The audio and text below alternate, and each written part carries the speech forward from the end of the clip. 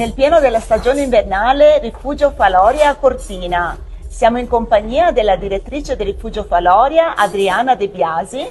Ci racconti un po' come sta andando questa stagione? Tanta neve, tanti ospiti?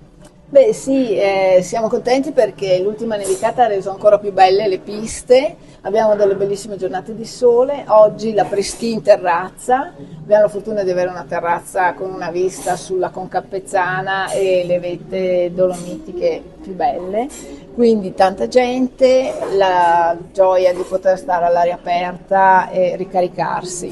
Benissimo, in vista poi della primavera e dell'estate cosa si può fare qui a Cortina?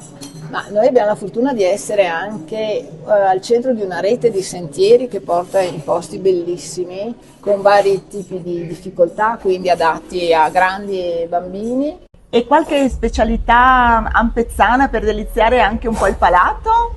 Sì, sicuramente, beh, i tradizionali cassunziei, cioè i ravioli alle rape rosse con i semi di papavero, i canederli, soprattutto speck, ma anche spinaci e formaggio. E per Carnevale ci sono anche i carafoi, cioè le chiacchiere, i galani, che sono i tipici dolci appunto assieme alle frittelle di Carnevale. Benissimo, allora dai, non ci resta che continuare il nostro viaggio per Cortina. Ciao, a dopo! And we gotta let it burn.